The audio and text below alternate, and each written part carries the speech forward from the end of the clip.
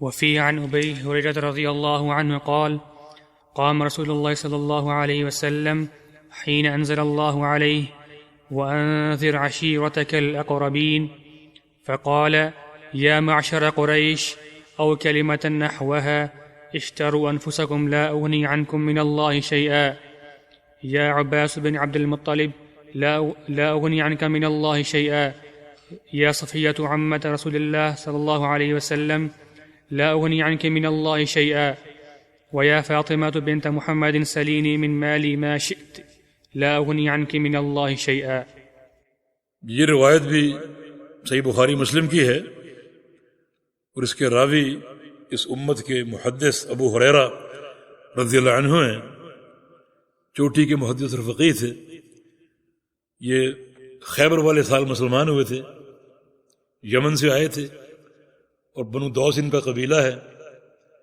اس وقت نبی علیہ السلام خیبر میں تھے تو آپ خیبر میں شریک ہوئے, یعنی غزوے میں شریک نہیں ہو سکے, لیکن پیغمبر علیہ السلام نے آپ کو اور ساتھ آنے والوں کو جنگ خیبر کے مال غنیمت میں شامل فرمایا تھا. اور نبی علیہ السلام کے ساتھ چپکے رہے. یہ پوری جو آپ کی زندگی باقی تھی, جو 4 یا 5 سال تھے, ساتھ رہے. یعنی اپنے علاقے سے آ گئے اور پھر دوبارہ اپنے علاقے کی طرف جھانک کر نہیں دیکھا.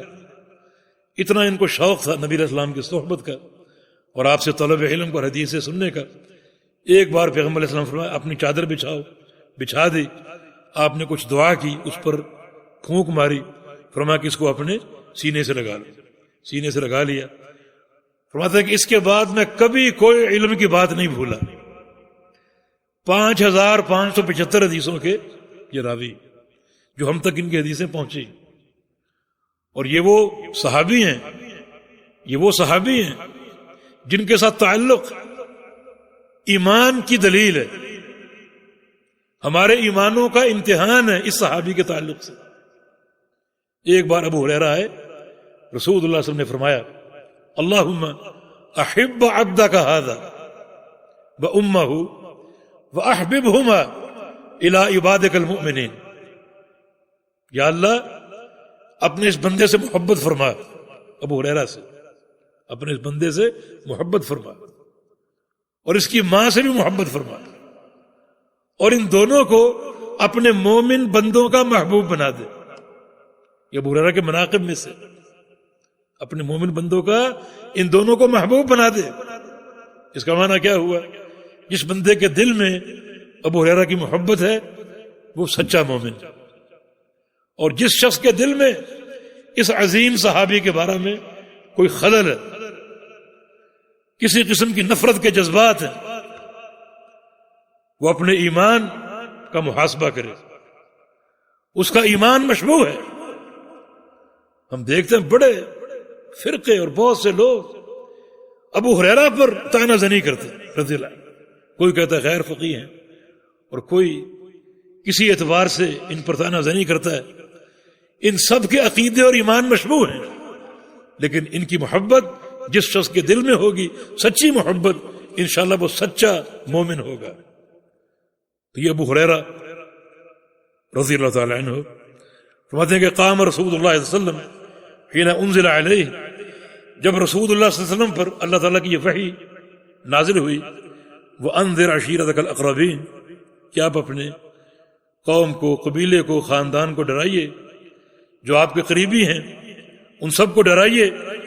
فقال, تو نبی علیہ السلام کھڑے ہوئے اور فرمایا یا معاشر قریش, اے قریشیو, او کلمۃ نحوہ, اس جیسا اور کلمہ آپ نے کہا, اشتروا انفسکم, اپنی جانوں کو خرید لو, اپنی جانوں کو خرید لو. کس چیز کے ساتھ؟ سچے عقیدے کے ساتھ, توحید کے ساتھ, ایمان باللہ کے ساتھ, تاکہ یہ جنت کا اثاثہ بن جائیں, یہ جہنم کا ایندھن نہ بن جائیں. جہنم سے بچا لو انہیں, عمل صالح سے خرید کر, ایمان سے خرید کر, اللہ کی توحید سے خرید کر ان کو جہنم سے آزاد کرا لو اور جنت کے داخلے کا ذریعہ بنا لو اپنے عمل کے ذریعے. لا اغنی عنکم من اللہ شیئا, میں اللہ تعالیٰ سے تمہاری کچھ کفایت نہیں کر سکوں. یہ مت سمجھنا کہ ہمارا بھائی یا ہمارا بھتیجا اللہ کا نبی ہے ہم کو بچا لے گا. نہیں، اس دن تمہارے کسی کام نہیں آ سکے گا. یعنی پیغمبر اسلام کی بے بسی، بے اختیاری دنیا میں مشاہدہ کر لی، اور یہ قیامت کا معاملہ بھی دیکھ لیجیے. پھر آپ نے فرمایا کہ یا عباس ابن عبد المطلب، اے عباس اللہ کے پیغمبر کے چچا، لا اغنی عنک من اللہ شیئا، میں آپ کی بھی اللہ کے ہاں کچھ کفایت نہ کر سکوں گا، کچھ کام نہ آ سکوں گا. یا صفیہ عمت رسول اللہ صلی اللہ علیہ وسلم، لا اغنی عنک من اللہ شیئا، آپ کی پھوپھی، ایک ہی پھوپھی صفیہ رضی اللہ عنہا. فرمایا کہ آپ بھی سن لیجئے، عمل کیجئے، اپنے آپ کو عمل صالح سچے عقیدے سے جہنم سے بچائیے، نکالیے، خریدیے اسے، اور جنت کی وراثت کے قابل بنائیے. میں قیامت کے دن آپ کے کسی کام نہیں آ سکوں گا. اور آخر میں کیا فرمایا؟ یا فاطمہ بنت محمد، اے فاطمہ، اے محمد کی بیٹی صلی اللہ علیہ وسلم، سلینی من مالی ما شئت، میرے مال میں سے جو چاہو مجھ سے مانگ لو، جو موجود ہے میں تمہیں دوں گا، لیکن لا اغنی عنک من اللہ شیئا، میں قیامت کے دن اللہ کے ہاں، اللہ کے دربار میں تمہاری کوئی کفایت نہیں کر سکوں گا، کوئی کفایت نہیں کر سکوں. اور پیغمبر علیہ السلام کا ایک خطاب عام تھا. آپ نے تمام صحابہ سے کہا، تمام صحابہ سے فرمایا کہ لا یأتین احد منکم یوم القیامہ وعلی رقبتہ بعیر لہ رغاء ویقول یا محمد اغثنی واقول قد بلغت. ایسا نہ ہو تم قیامت کے دن آؤ، تمہارا برا حال ہو، مجھے تلاش کرتے پھرو، اور تلاش کر کے کہو اغثنی، ہماری مدد کیجئے، ہمیں بچا لیجئے. اس وقت میرا کیا جواب ہوگا سن لو. واقول، اس دن میں کہوں گا قد بلغت، میں نے دین پہنچا دیا تھا، ہر بات وعدے کر دی تھی، ہر خیر و شر سے آگاہ کر دیا تھا، تم نے عمل کیوں نہ کیا؟ تو پیارے پیغمبر محمد رسول اللہ صلی اللہ علیہ وسلم قیامت کے دن اپنی بیٹی سے فرمایا کسی کام نہ آ سکے، بلکہ دنیا میں بھی اتنی بے بسی. ایک بار فاطمہ رضی اللہ عنہا نبی علیہ السلام کی خدمت میں حاضر ہوتی ہیں، آپ گھر میں نہیں تھے. سیدہ عائشہ صدیقہ کے پاس بیٹھ گئی اور اپنے ہاتھوں کے گٹھے دکھائے کہ دیکھیں پانی دور سے لاتی ہوں تو کیسے یہ گٹھے پڑ چکے ہیں. پھر کمر کا نشان دکھایا کہ مشکیزہ اٹھا اٹھا کر یہ کمر پر نشان پڑ گئے. مجھے ایک خادم کی ضرورت، مجھے ایک خادم کی ضرورت. تو نبی علیہ السلام آئے تو میری سفارش کیجیے، اللہ کے پیارے پیغمبر مجھے ایک خادم دے دیں، میری مشکل حل ہو جائے، آسانی ہو جائے. نبی علیہ السلام آگے.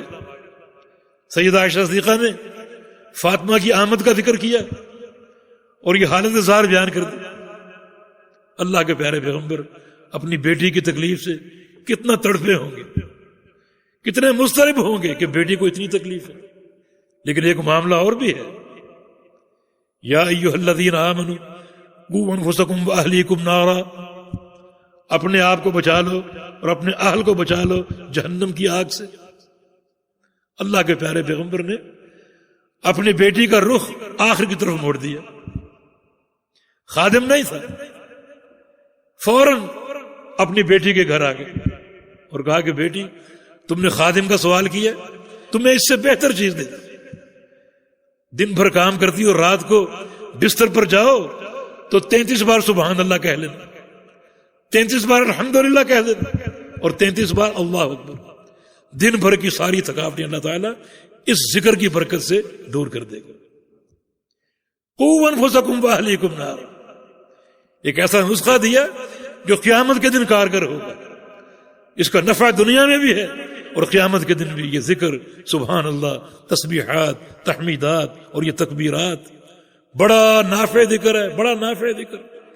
جب پیارے پیغمبر معراج پر گئے، ابراہیم علیہ السلام سے ملاقات ہوئی. ابراہیم علیہ السلام نے کہا اقرئ امتک منی السلام، اے محمد صلی اللہ علیہ وسلم جب زمین پر واپس جاؤ اپنی امت کو میرا سلام کہہ دینا. اور میرا پیغام دے دینا کہ ان الجنت طیبۃ التربہ عذبۃ الماء، کہ جنت کی مٹی بہت عمدہ ہے اور پانی بہت میٹھا ہے. وَإِنَّهَا قِيعَانٌ، اور جنت ایک چٹیل میدان ہے. پودے تم نے لگانے، اپنے باغات تم نے تیار کرنے. وَإِنَّ غِرَاسَهَا، جنت کے پودے کیا ہیں؟ سبحان اللہ والحمد للہ ولا الہ الا اللہ واللہ اکبر. ایک بار سبحان اللہ کہو گے جنت میں ایک پودا لگ جائے گا. ایک دفعہ الحمدللہ کہو گے دوسرا پودا، اللہ اکبر تیسرا پودا، لا الہ الا اللہ چوتھا پودا. ذکر کرتے جاؤ، اپنے باغات کو پھیلاتے جاؤ. یہ شریعت کی سماحت. تو پیارے پیغمبر محمد رسول صلی اللہ علیہ وسلم غلام تھا بھی نہیں اور اپنی بیٹی کی تربیت کر دی. ان کو ایک ایسی چیز عطا فرما دی جو دنیا میں بھی نافع ہے اور قیامت کے دن بھی نافع ہوگی. تو دیکھیں یعنی شاہد یہ ہے کہ جن کو اللہ کے سوا پکارا جاتا ہے کتنے وہ بے بس بے اختیار. ان میں سب سے اعلیٰ محمد رسول اللہ صلی اللہ علیہ وسلم. اور آپ کی بے بسی دیکھ لو، دنیا میں بھی دیکھ لو اور آخرت کے تعلق سے بھی دیکھ لو. لہذا ہمیں آج اپنے آپ کو خریدنا ہے، جہنم سے نکالنا ہے. عقیدہ توحید کے عوض اور ایمان اور عمل صالح کے ساتھ تیاری اور محنت کرنی ہے. یہی چیزیں دنیا میں بھی کام آئیں گی اور قیامت کے دن. جی. قال المؤلف رحمه الله تعالى قول الله تعالى حتى إذا فزع عن قلوبهم قالوا ماذا قال ربكم قالوا الحق وهو العلي الكبير. جی یہ تیسرا باب ہے جو آج ہم پڑھ رہے ہیں اور یہ توحید کی دوسری برہان ہے. توحید کی دوسری برہان. یہاں ذکر ہے ملائکہ کا، ملائکہ کے خوف کا. ملائکہ کے دل میں کیا ہیبت، کتنا ان میں عجز، کتنا ان میں انکساری، کتنا ان میں خوف. حالانکہ ملائکہ مخلوقات میں سب سے قوی الجثہ اور سب سے قوی مخلوق ہے، عظیم مخلوق ہے اور کثیر تعداد کی مخلوق ہے. رسول اللہ صلی اللہ علیہ وسلم کی ایک حدیث ہے اطت السماء وحق لها ان تئط.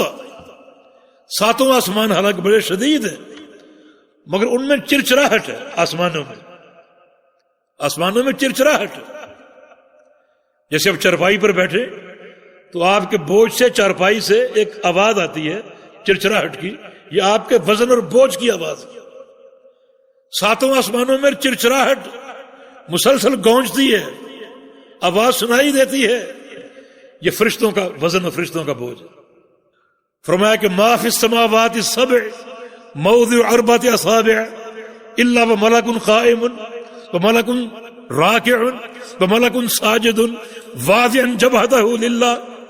ساتوں آسمانوں میں ایک 4 انگلی کے برابر خالی جگہ نہیں ہے. کہیں فرشتہ کھڑا ہے اور کہیں رکوع میں ہے اور کہیں سجدے میں. ساتوں آسمانوں میں 4 انگلی کے برابر خالی جگہ نہیں ہے. جو فرشتہ قیام میں ہے وہ کب سے قیام میں ہے؟ جب سے پیدا ہوا. اور کب تک رہے گا؟ جب تک قیامت قائم نہ ہو جائے. جو فرشتہ رکوع میں ہے وہ کب سے رکوع میں ہے؟ جب سے پیدا ہوا. اور کب تک رکوع میں رہے گا؟ جب تک قیامت قائم نہ ہو جائے. جو فرشتہ سجدے میں ہے وہ کب سے سجدے میں ہے؟ جب سے پیدا ہوا. اور کب تک سجدے میں رہے گا؟ جب تک قیامت قائم نہ ہو جائے. اور جب قیامت قائم ہوگی یہ سارے فرشتے کھڑے ہوں گے، اپنے پروردگار کی طرف جائیں گے. ان کی زبانوں پر ایک ہی جملہ ہوگا کہ ما عبدناک حق العبادہ، کہ یا اللہ ہم تیری عبادت کا حق ادا نہیں کر سکے. فرشتوں کو بھی لوگ پکارتے. ان کی اپنی تم ہیبت دیکھو، اپنا ان کا خوف دیکھو. اتنی کثیر تعداد اور یہ اللہ سے خوف کا عالم کہ یا اللہ ہم تیری عبادت کا حق ادا نہیں کر سکے. حالانکہ صدیوں کی عبادت، اللہ تعالیٰ کا ڈر، اللہ تعالیٰ کا خوف کس طرح ان کے دلوں میں پیوست تھا. یہ قرآن کی آیت دیکھیے کہ حتی اذا فزع عن قلوبهم قالوا ماذا قال ربكم قالوا الحق وهو العلی الکبیر. جب ان کے دلوں سے خوف زائل ہوتا ہے، فرشتوں کے دلوں سے خوف زائل ہوتا ہے تو فرشتے اٹھتے ہیں اور پوچھتے ہیں ماذا قال ربكم، رب نے کیا فرمایا؟ قالوا الحق، تو فرشتے جواب دیتے ہیں حق فرمایا، حق فرمایا. وهو العلی الکبیر، اور وہ ذات علی ہے، انتہائی بلند سب سے اونچی اور کبیر ہے، بڑی ہے۔ فرشتوں کے دلوں سے خوف کے زائل ہونے کا کیا معنی ہے؟ فرشتوں کے دلوں سے خوف کے زائل ہونے کا کیا معنی ہے؟ دراصل آگے حدیث پڑھیں گے آپ، اللہ تعالی جبریل امین کو اپنا کوئی فرمان دینے کا فیصلہ فرماتا ہے تو فرشتوں کو آگاہی ہوتی ہے کہ اللہ رب العزت فیصلہ کرنے والا ہے، پتہ نہیں وہ کیا فیصلہ ہے۔ فرشتے اس تصور ہی سے بے ہوش ہو کر گر جاتے، آسمانوں کے فرشتے بے ہوش ہو کر گر جاتے، اتنے فرشتے، اتنی تعداد کی، یعنی ساتوں آسمانوں میں ایک 4 انگلی کے برابر جگہ خالی نہیں۔ اور نبی علیہ السلام کی حدیث ہے 7ویں آسمان میں فرشتوں کی مسجد بیت المعمور ہے، بیت المعمور، اس میں ہر روز 70,000 فرشتے نماز پڑھتے ہیں ہر روز، اور جس فرشتے نے ایک بار پڑھ لی اس کی دوبارہ قیامت تک باری نہیں آئے گی، اتنی تعداد۔ اور خوف کا عالم دیکھو، صرف یہ سن کر کہ اللہ تعالی کوئی فیصلہ صادر کرنے لگا فرشتے بے ہوش ہو کر گر جاتے۔ اور حتی اذا فزع عن قلوبہم، جب آہستہ آہستہ ان کے دلوں سے خوف زائل ہوتا ہے۔ چنانچہ حدیث پڑھ لیجئے تاکہ پوری تفصیل سامنے آ جائے۔ جی في الصحيح عن أبي هريرة رضي الله عنه عن النبي صلى الله عليه وسلم قال: إذا قضى الله الأمر في السماء ضربت الملائكة بأجنحتها خضعانا لقوله كأنه سلسلة على صفوان ينفذهم ذلك، حتى إذا فزع عن قلوبهم قالوا ماذا قال ربكم؟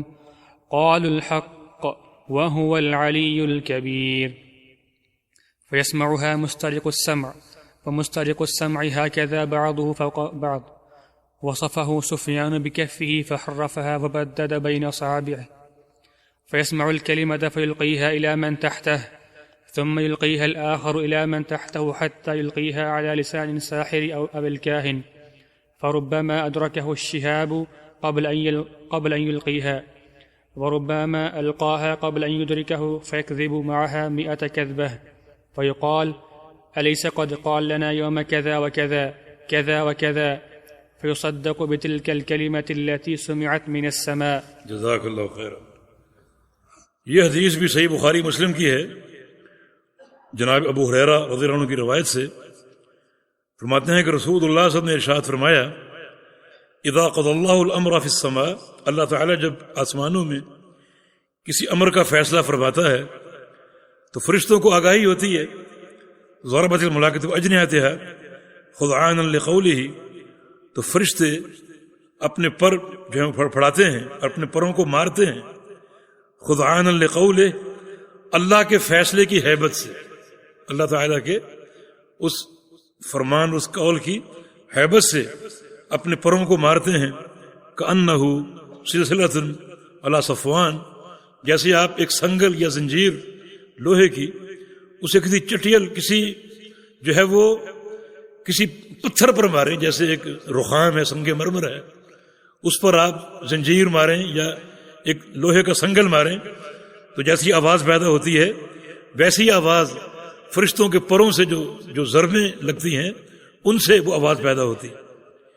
ینفذہم ذالک، اللہ تعالیٰ ان کے دلوں میں وہ اپنا قول اور اس قول کی ہیبت داخل کرتا ہے۔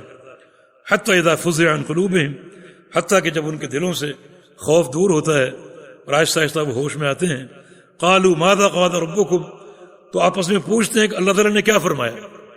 اس کی تفصیل یہ ہے کہ سب سے پہلے جبریل امین جو ہیں ان کے دل سے خوف زائل ہوتا ہے اور وہ ہوش میں آتے ہیں اور اللہ کا فرمان لیتے ہیں، وہ اور پھر فرشتوں کے پاس سے گزرتے ہیں، جس کے پاس سے گزرتے ہیں وہ سب فرشتے آہستہ آہستہ اپنے ہوش میں، اور دل سے خوف زائل ہوتا ہے تو کھڑے ہو کر پوچھتے ہیں کہ پروردگار نے کیا فیصلہ کیا۔ فرماتے ہیں کہ حق فیصلہ کیا، اللہ کا ہر فیصلہ حق ہے، ہر فیصلہ سچا ہے اور صدق ہے۔ پھر اس فیصلے سے آگاہ کرتے کہ اللہ نے یہ فیصلہ فرمایا۔ یسمعہ مسترق السمع، فرمایا کہ اس فیصلے کو جب فرشتے بتاتے ہیں تو کبھی کبھی وہ جن سن لیتے ہیں جو چوری چھپی اوپر بیٹھے ہوتے ہیں آسمانوں کے فیصلے سننے کے لیے۔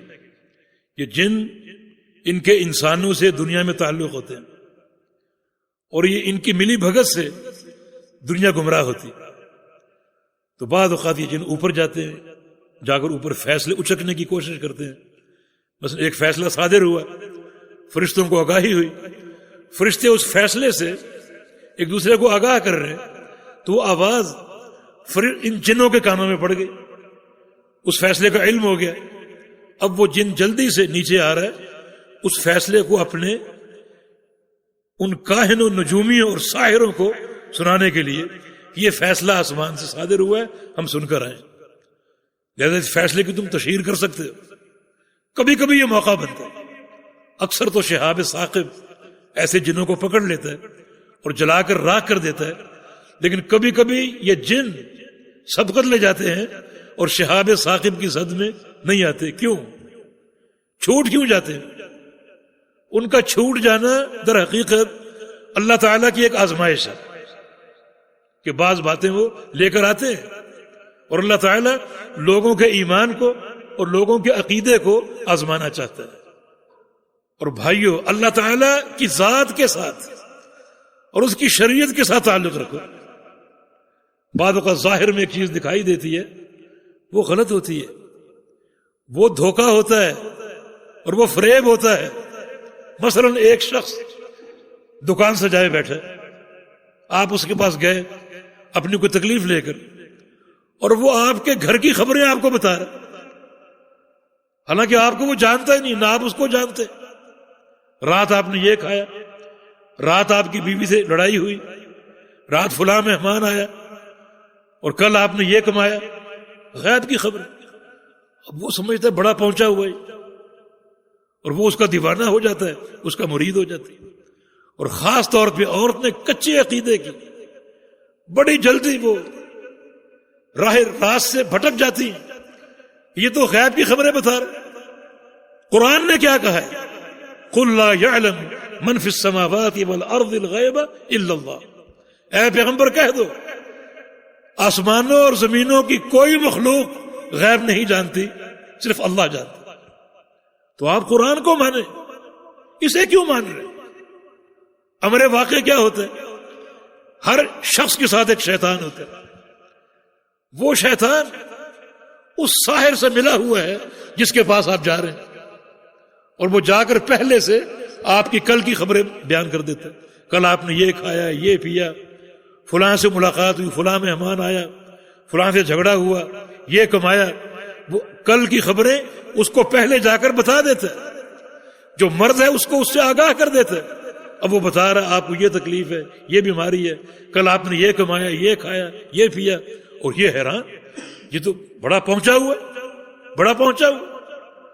چنانچہ اس کا مرید بن جاتا. اور یہ عقیدے کا انحطاط ہے. آپ قرآن کو مانیں, قرآن پاک کے فرمان کے مقابلے میں ہر چیز ہیچ ہے, سب ختم ہے. جھوٹے ہیں یہ لوگ. یہ انسانوں اور جنوں کی ملی بھگت بعض اوقات لوگوں کو گمراہ کرتی ہے.